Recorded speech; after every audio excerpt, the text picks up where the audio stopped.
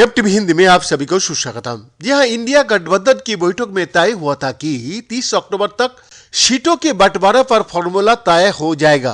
गठबंधन में शामिल गैर कांग्रेसी पार्टियों ने नवंबर में बैठक करने का मन बनाया था, लेकिन विधानसभा चुनाव में फांसे होने के बहाने कांग्रेस ने इसे टाल दिया। एनसीपी ने तो गठबंधन की अगली बैठक के लिए जगह और तारीख भी बता दी थी।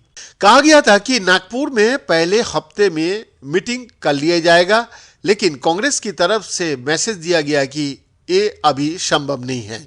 नीतीश कुमार से लेकर अरविंद केजरीवाल तक जल्द सीटों की बंटवारा कर लेना चाहते थे।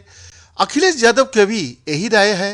बेंगलुरु की पिछले बैठक में इस मुद्दे पर लंबी चर्चा हुई।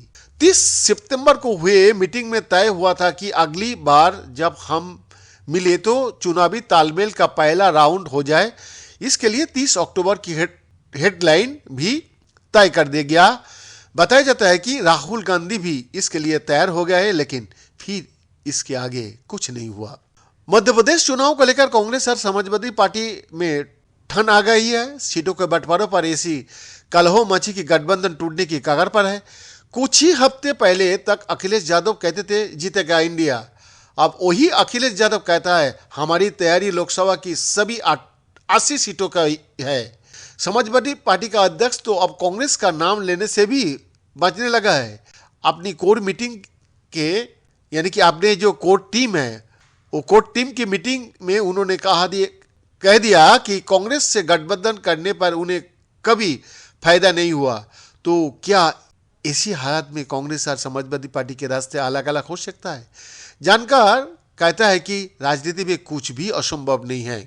यहां तक तो ठीक था, कांग्रेस ने समाजवादी पार्टी के लिए एमपी में सीट नहीं छोड़ी। ऐसे में अखिलेश यादव का नाराज होना स्वाभाविक है, लेकिन अब तो नीतीश कुमार भी उसी रास्ते पर है। जबकि कांग्रेस ने उनके खिलाफ कुछ कहा और ना कुछ किया।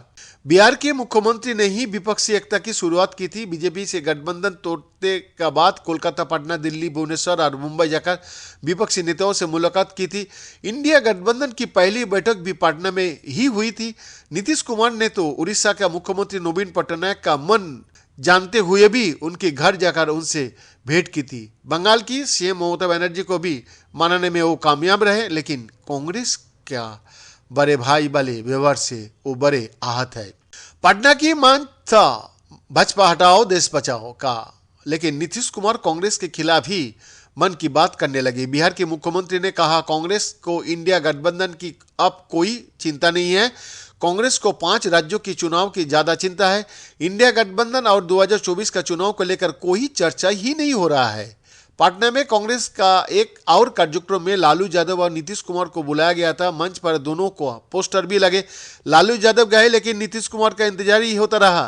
नीतीश कुमार ये भी जानते हैं कि लालू यादव और गांधी परिवार के बड़े अच्छे रिश्ता रहा।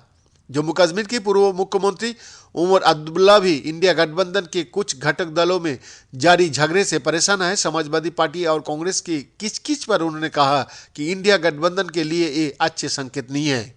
कांग्रेस अभी पूरी ताकत के साथ विधानसभा चुनाव में जुटी है। पार्टी के सभी छोटे बड़े नेता चुनाव प्रचार में जुटा है।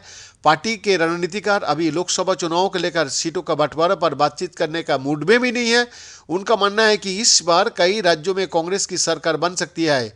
ऐसा होने पर पार्टी और राहुल गांधी के पक्ष में राष्ट्रव्यापी माहौल बन सकता है। ऐसे हालात में चुनावी तालमेल करने में कांग्रेस का पल्ला भारी नहीं होगा।